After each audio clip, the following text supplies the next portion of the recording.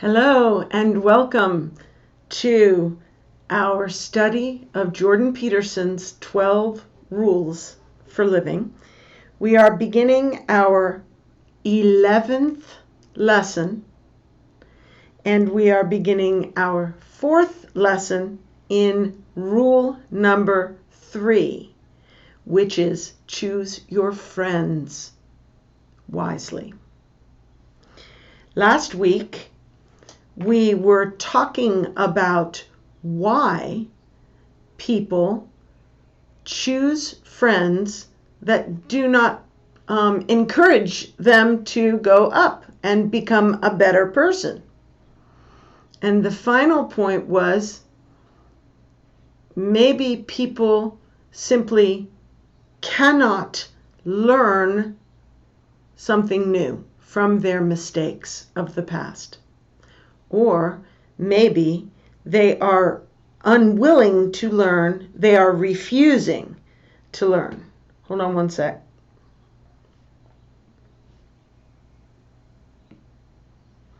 Okay, maybe they are refusing to learn.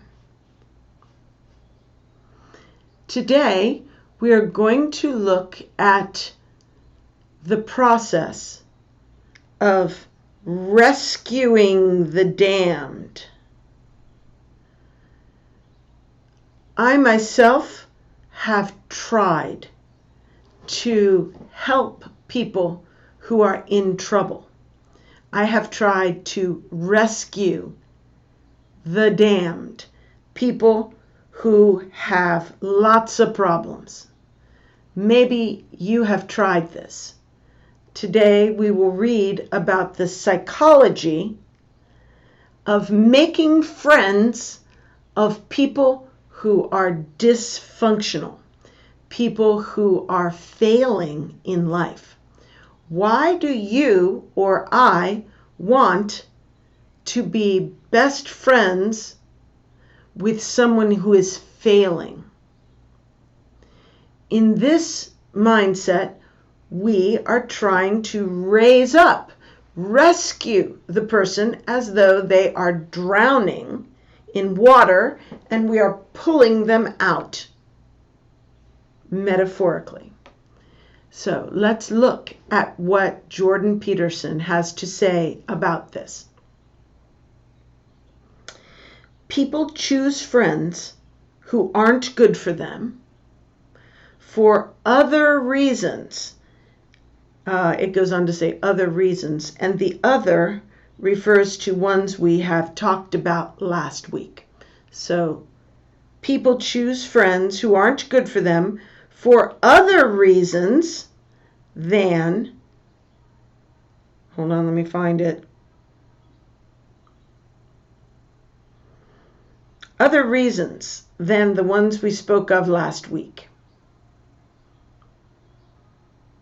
Sometimes it, meaning choosing unwise friends, failures for friends, sometimes it is because they want to rescue someone. This is more typical of young people who are teenagers or in their 20s are idealistic. They think they can change the world. They are not prudent. They don't have life experience to see how fragile is our success. My success can be destroyed easily. Young people don't see that.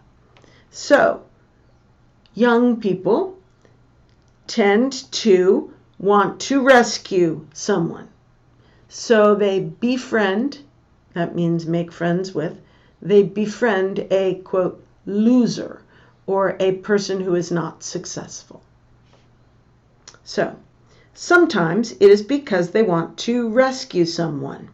This is more typical of young people, although the impetus still exists among older folks who are too agreeable or have remained naive, or who are willfully blind.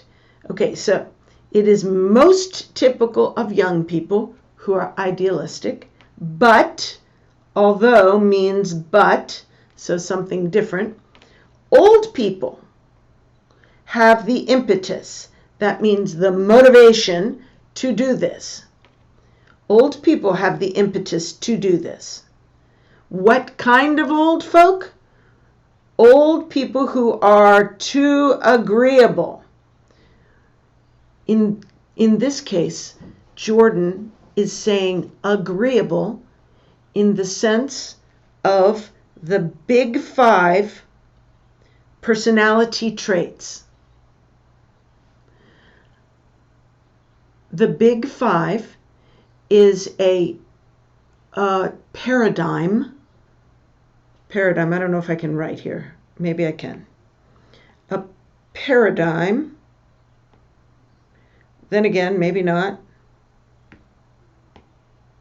Okay, I cannot write on this. Anyway, a paradigm for understanding human psychology. And it rates people based on 5 traits. You can go online and take a test and get a psychological profile of yourself. The Big 5 personality test. And the traits are extroversion. Are you an extrovert or an introvert? Agreeableness, meaning how easy to get along with are you? Do you function well with people? Function well in a group? Openness, conscientiousness, and neuroticism. Anyway, he is not using the word agreeable purely the way we use it in common language, which means to say yes easily. If you are agreeable, you say yes. That is the general meaning. But here he is using it specifically, I think. So, older folks who are high in agreeableness tend to want to rescue people. Or maybe an older person who is naive, has remained naive. Naivete is a trait of youth. Generally, as you get older, you become less naive and more worldly wise, more wise about the world. Naive people do not expect evil. Experienced, mature people understand that evil comes. Bad things happen. So, if you have remained naive into your old age, maybe you will try to rescue people. Or you could be willfully blind. Blind, you know blind, it means cannot see, but it also means ignorant. Ignorant. And if you are willfully blind, that means you insist on believing something which is not true and is plainly not true. It is plain to see. You can see clearly that it is not true, but you refuse to believe it. You are willfully blind, and therefore you insist upon rescuing losers. This category might include the political left, who have every reason to see that the people at the bottom, who they are trying to give money to by law and privileges to by law, are not deserving. Yet they insist they will rescue these people, even though the people do not wish to be rescued. So, these are some people who tend to want to rescue losers. Young people and older people who are either too agreeable or are naive, or are willfully blind, which includes the political left, in my opinion. Someone might object, it is only right to see the best in people. The highest virtue is the desire to help. Okay, so object means to say that's not true. What's not true?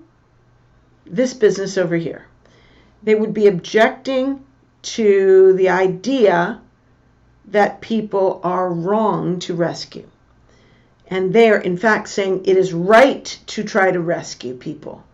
It is right to see the best. It is not naive. It is true and noble to see the best in people. To see the best is to ignore their faults and to only speak of their virtues. They would say this is noble, to see the best in people. And they would say the highest virtue is the desire to help. Conservatives say that the desire to help is a virtue, but it is better to be practical and help effectively. If the liberal programs are motivated by an honest desire to help, but they in fact destroy the family structure of the American black, for example, or destroy the family by encouraging young girls to have babies out of wedlock for government money.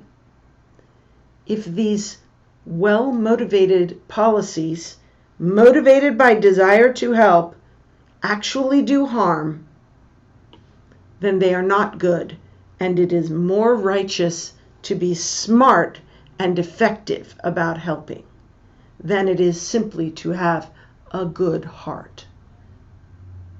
So the conservatives are more practical. The liberals tend to be more idealistic. Okay, so we are speaking in the voice of the objector right now, saying it's good to want to help. But not everyone who is failing is a victim. So someone who is failing may not be a victim. A victim is someone who has been injured through no fault of their own. So not everyone who is failing has no fault of their own. Not everyone at the bottom wishes to rise. Some of them like being at the bottom. Although many do, so many do wish to rise, and many manage it. To manage it means they do rise, even though it is difficult. So the word manage it is to accomplish something that is difficult. Nonetheless, people will often accept or even amplify their own suffering, as well as that of others, if they can brandish it as evidence of the world's injustice.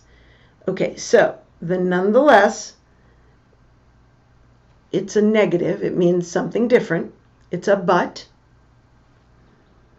So here we are saying, not everyone wishes to rise, but some wish to rise. Some even do rise. But even in spite of the fact that they are rising and wish to rise, in spite of that, they may also still accept and amplify their suffering. So this nonetheless is showing that this is still true, and it is also true, this negative thing, which is that they accept their suffering, meaning they will not fight it. They're comfortable in their suffering. And amplify, meaning make their suffering seem worse. In America, I think about the blacks again, who act as though they have been injured by slavery, which was abolished hundreds of years ago. Well, 150 years ago. They have not been injured personally, but they amplify it. So they are brandishing their suffering, amplify and brandish. Brandish means make a sign and show the world. Move the sign so everybody sees this sign. They are brandishing their suffering as evidence of the world's injustice. So they would rather have a bad outcome in order to shame the world than have a good outcome. The media, we had an incident a few months ago where a man by the name of Jussie Smollett pretended that he had been the victim of a hate crime. He pretended that some Trump supporters with MAGA hats, whites, had attacked him in the night and put a rope around his neck and beat him up and called him racial names. And he called the police and filed a complaint. The media blew up that story saying, America is terrible. Look at these hate crimes that are happening all the time. Look at this terrible hate crime. And within a few hours, it was shown that this was a lie. No hate crime had happened. And media members openly said they were disappointed. Disappointed that a terrible crime had not happened, because it took away their opportunity to give evidence to the injustice of the world. So, people who claim to be victims, like Jussie Smollett, are not always victims. There is no shortage of oppressors among the downtrodden. Okay, so there is no shortage means there are lots of them. In English, a double negative cancels. So no, and then shortage means too little, so it's a negative. So no shortage means lots. There is no shortage, so there are lots of oppressors among the downtrodden. So in other words, people who are at the bottom, who are screaming, give me payment, give me reparations, believe me, believe all women, etc. Many people at the bottom are attempting to oppress the majority. There is no shortage of oppressors among the downtrodden, even if, given their lowly positions, many of them are only tyrannical wannabes. Okay, hold on. I think my pen went away. Okay. No shortage of oppressors, even if they are only tyrannical wannabes. A wannabe is someone who wants to be something. He wants to be something. He's a wannabe. So these are people are tyrannical wannabes. They want to be tyrants. There is no shortage of oppressors among the downtrodden. So there's lots and lots of people who want to oppress the majority. But even if They are only wannabes. They cannot oppress the downtrodden because they have a lowly position and no power. So given their lowly position, this is a fact. When you say given, you mean this is a fact. Given their lowly position of no power, they have no power to oppress. So they are a wannabe. They want to be an oppressor, but they can't. It is the easiest path to choose. What does the it refer to? The desire to become a tyrant. The desire to amplify your suffering so that you can blame the world. Blaming the world for your failure is the easiest path to choose. So be careful if you have a failure that you never blame anyone else. It feels good to blame others, and it may be true to a certain degree, but it makes you a victim. It makes you powerless, and you don't want to be powerless. So when you fail, ignore, turn a blind eye to anyone who victimized you. Just, okay, fine, I forgive them. And look to what you can do differently in order to succeed. So it is easiest to blame others moment to moment, although it's nothing but hell in the long run.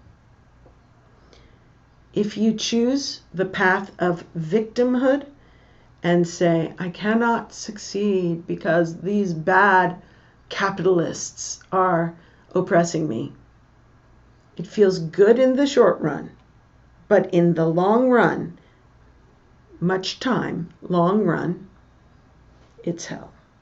Because you cannot escape. You think you cannot escape. It's the same as being in jail or in a gulag in Russia or in Siberia in a work camp. At a place like that, you have no hope. But where you live, you do have hope. So do not put yourself in a mental gulag.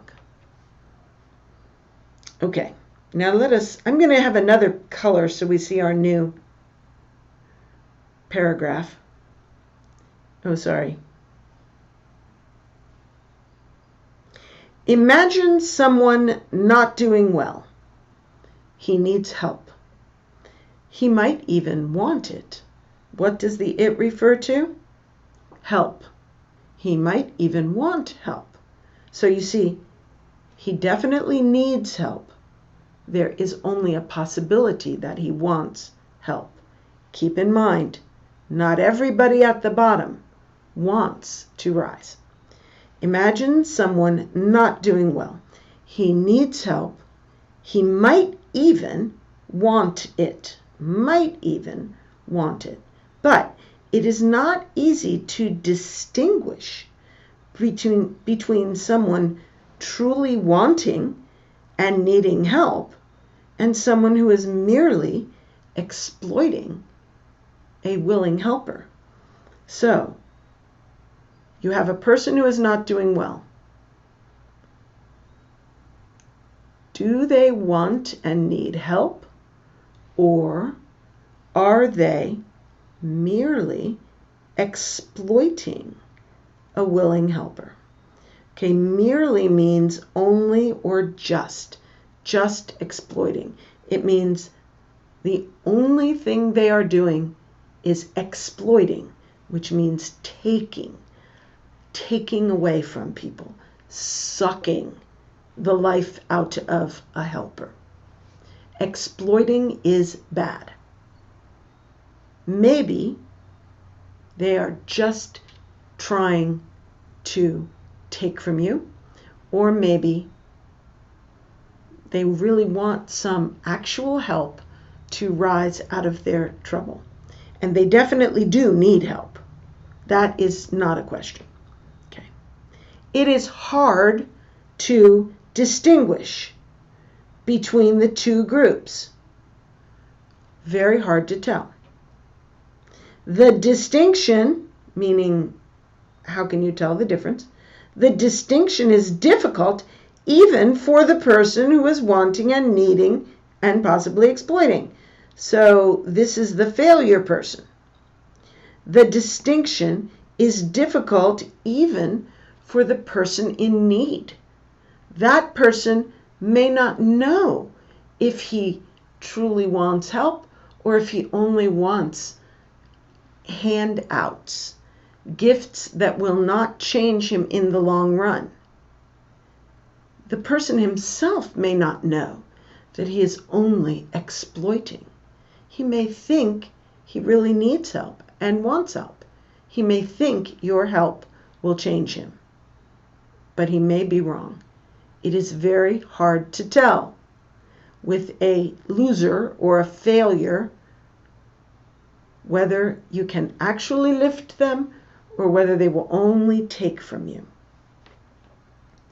The person who tries and fails and is forgiven, and then tries again and fails and is forgiven, is also too often the person who wants everyone to believe in the authenticity of all that trying. So we see a pattern, a cycle in a friend or person. He tries to quit smoking or quit drinking or quit gambling or quit beating his wife or quit being unfaithful to his wife or whatever. He tries, but then he fails. And then you help him. And his wife forgives him. And his boss takes him back. And he tries again, but then he fails.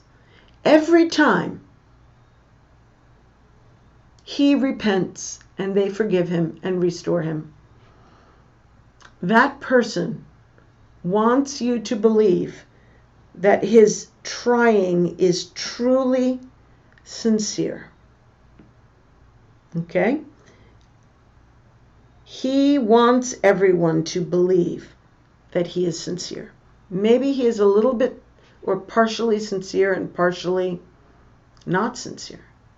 But it is very important to him that everybody believe that he should continue to be helped and continue to be forgiven so that he can continue to fail.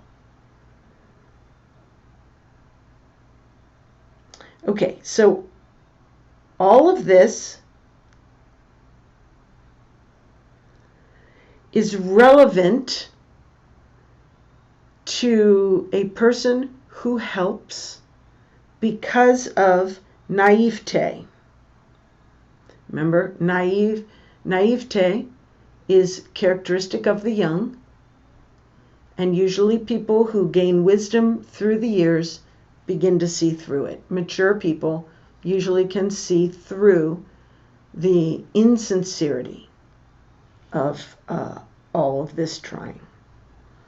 Okay, so now we'll go and we'll do blue. When it is not just naivete, sorry, I always make the same mistake. When it is not just naivete, the attempt to rescue someone is often fueled by vanity. Okay, so if you're not naive, maybe your reason for trying to rescue someone is vanity and narcissism. Something like this is detailed in the incomparable Russian author Fyodor Dostoevsky, his bitter classic, Notes from the Underground. Notice book titles are in italic script, which begins with these famous lines. Okay, so this will be an example of someone who is not naive. He is rescuing someone for the sake of vanity and narcissism. This is what it will be an example of. Here comes a quote. The book, Notes from the Underground, begins. I am a sick man. I am a spiteful man. Okay, sick could mean bodily illness, but I think here it means sick of the soul. Sickness of the soul, corruption of the soul is evil, perversion. Okay? I think he is saying, I'm an evil, perverted soul. It's a very strong statement. I get this from the context of the rest of the quote. Generally, if you say, I am a sick man, maybe you have cancer. Generally. But here, I am a sick man. I am a spiteful man. Spite is to be cruel in the smallest way because of love of inflicting pain. For no good reason. Just any small little cruelty you will do. I am a spiteful man. I am an unattractive man.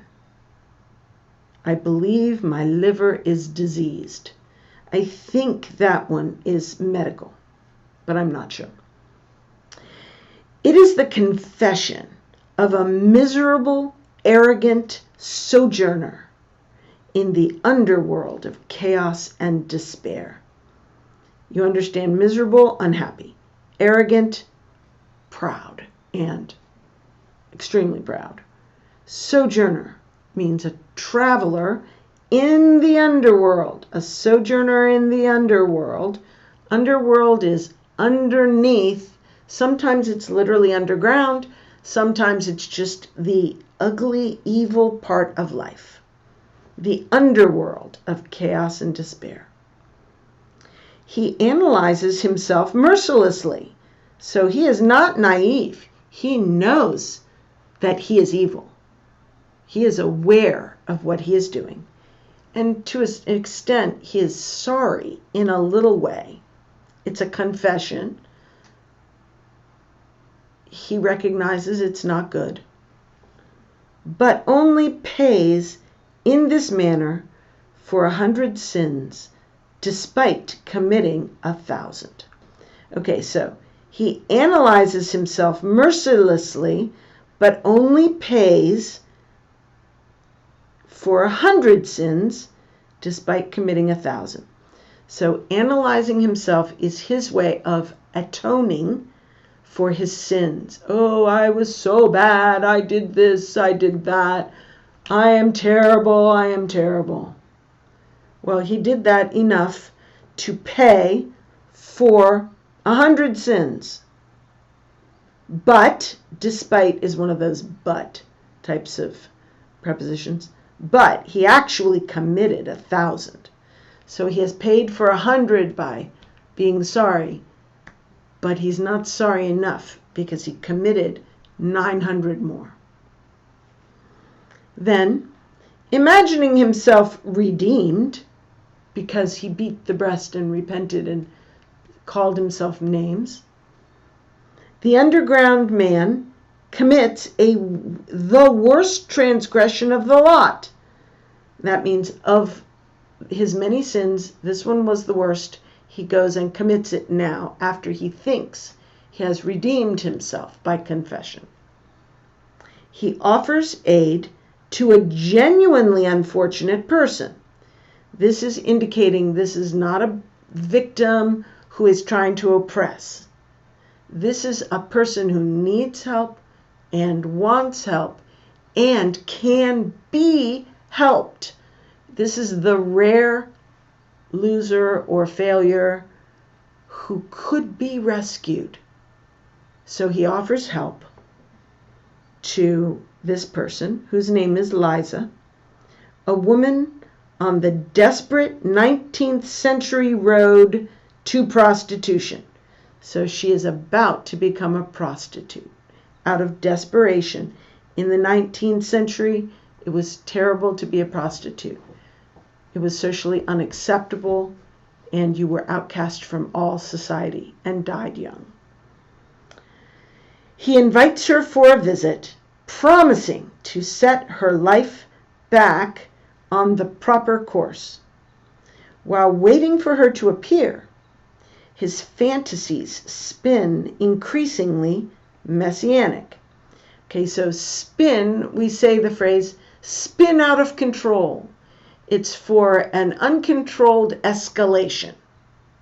So spin, increasingly messianic. So he was in his fantasy he was becoming a messiah, which is not a good thing. In the context of English, a messiah complex is always bad. It always means there's something wrong. You are delusional. Okay, so here is another quote from the Notes from the Underground showing his fantasies. One day passed, however, another and another.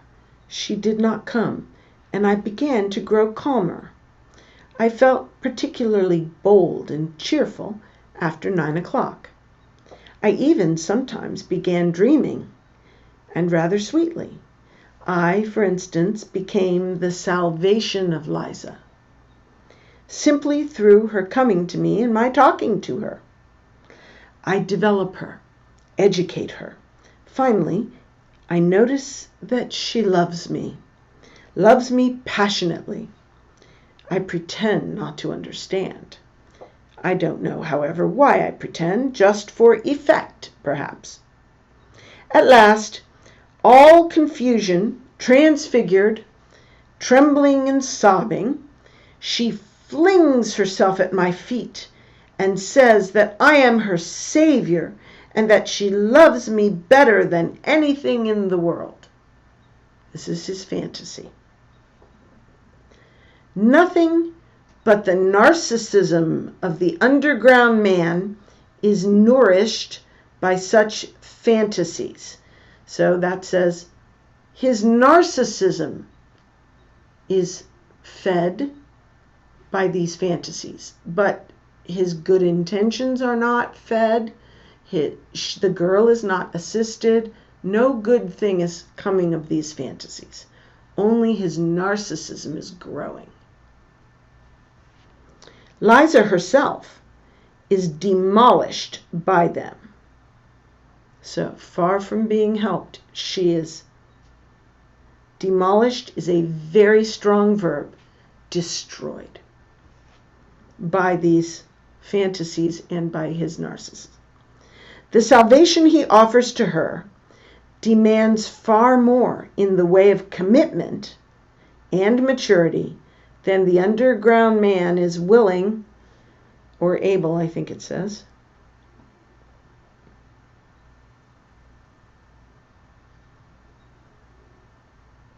or able to offer. He simply does not have the character to see it through. See it through means to persevere, to go on till the end. Something he quickly realizes that he's not ready to do this, and equally quickly rationalizes. This is to make an excuse for wrongdoing. He is going to do something he knows is wrong, and he is going to make an excuse and say that it was okay. Liza eventually arrives at his shabby apartment, hoping desperately for a way out of her sad fate, her failure. Staking everything she has. That means if he does not, she will lose. If he does not help her, she is going to lose everything. Staking everything she has on the visit.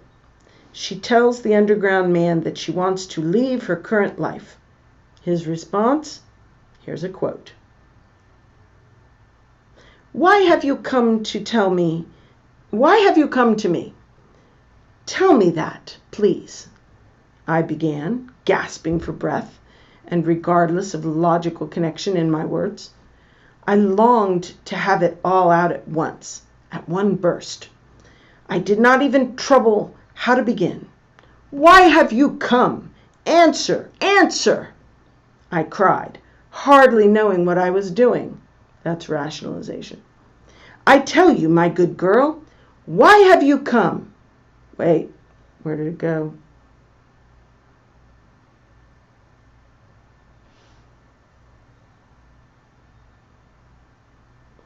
Why have you come? You've come because I talked sentimental stuff to you. So now you are soft as butter and longing for fine sentiments again. So you may as well know I was laughing at you. And I am laughing at you now. Why are you shuddering? To shudder is to shake. Yes, I was laughing at you.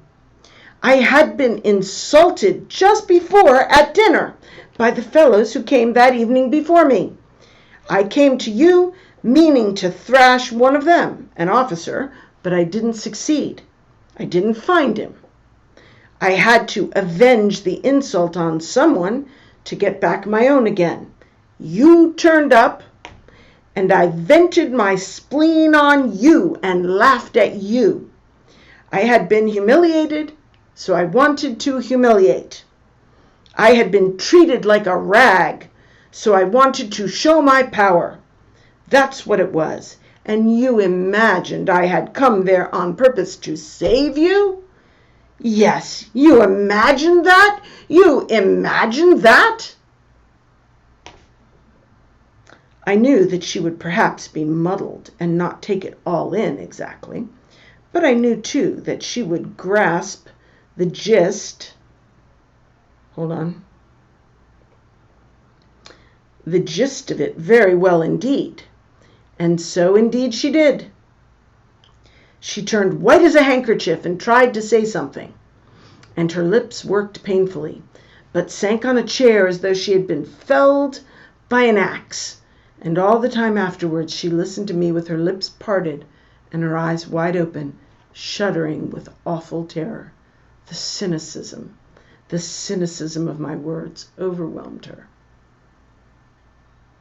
The inflated self-importance, carelessness, and sheer malevolence of the underground man dashes Liza's last hopes.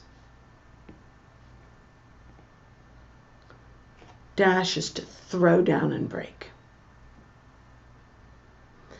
He understands this well.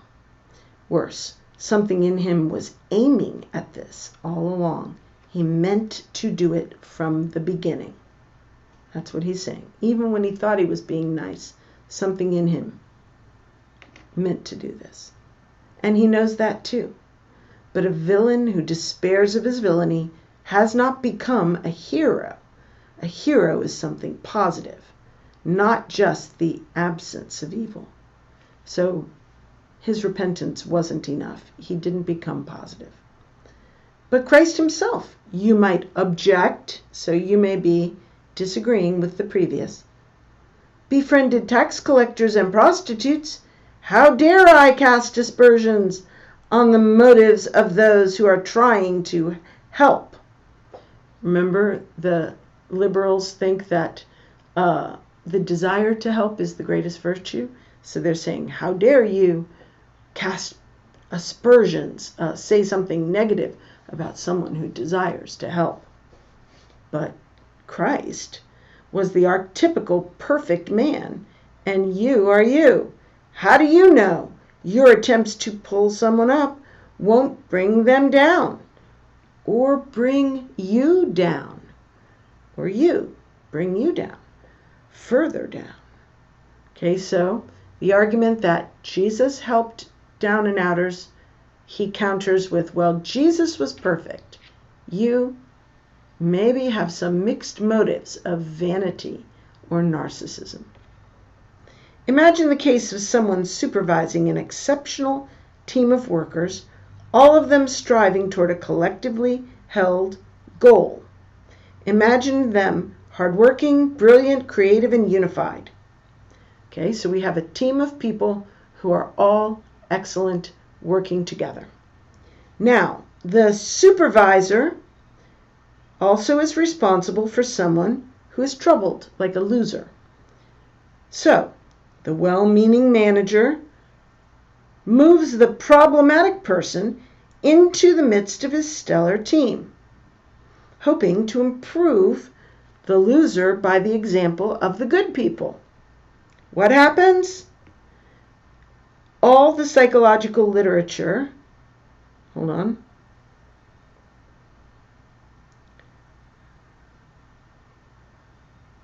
The psychological literature is clear. No controversy. Does the errant interloper immediately straighten up and fly right? Does the loser become a winner? No. Instead, the entire team degenerates. So one loser in a bundle of winners will bring down the whole team. Like one bad apple in a barrel will spoil the whole barrel of apples. Bringing in a loser to a winning team does not help the loser, it hurts the team. The newcomer remains cynical, arrogant, and neurotic. That's big 5 personality profile neurotic. He complains, he shirks, meaning he's lazy, doesn't do his work. He misses appointments, misses meetings. His low quality work delays and must be redone by the others. Other people have to do his work over again. He still gets paid, just like his teammates. The hard workers around him start to feel betrayed. They become angry at their boss. They say, "Why am I breaking myself into pieces, striving to finish the project, when my new team member never breaks a sweat?" That is an idiom for doing any work at all, to break a sweat. The same thing happens when well-meaning counselors place a delinquent teenager, a bad teen, among comparatively civilized peers, among good kids. The delinquency spreads, not the stability. The bad apple corrupts the group. Down is easier than up. It is easier to go down than to go up. Maybe you are trying to rescue someone, saving someone, because you are a strong, generous, well put together person who wants to do the right thing. But it is also possible, and perhaps more likely, that you just want to draw attention to your goodness, your inexhaustible reserves of compassion and goodwill. Or maybe you're saving someone because you want to convince yourself that you are good. You want to convince yourself that the strength of your character is more than just a side effect of your luck and birthplace. So you want to say, "I am a good person. It is not just that I am white and privileged. I am actually virtuous. So I will save this person." It's about me, not about the person. Or maybe it's because it is easier to look virtuous when standing alongside someone irresponsible. So it is easy for me to look like a winner if I'm standing next to someone who is a loser. It's hard for me to look like a winner if I am friends with other winners who might be better than me.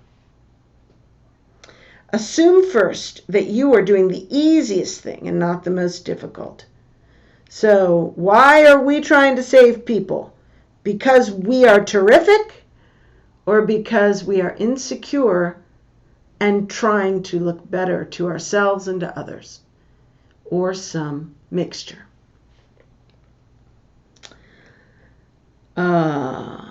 We're almost finished for today. I'm going to push through. Your raging alcoholism makes, you're talking to the loser. Your raging alcoholism makes my binge drinking appear trivial. You're an alcoholic. I just drink a little. Or, my long serious talks with you about your failing marriage convince both of us that you are doing everything possible. Hold on. You are doing everything possible to fix your marriage, and I am helping you. So this makes both of us feel good about ourselves. It looks like effort, it looks like progress, but real improvement would require a lot more than conversations between me and you about your marriage. you would actually have to make changes. That is harder. The easier thing is to talk, talk, talk, and make no real change, but to feel good.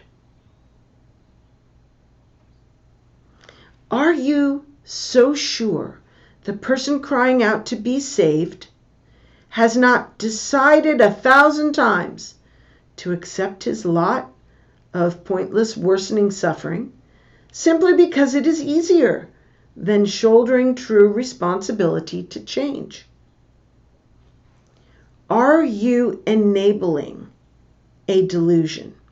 The delusion is, I am doing my best. The loser says, I am doing my best to fix my problems, and I am failing because of outside forces.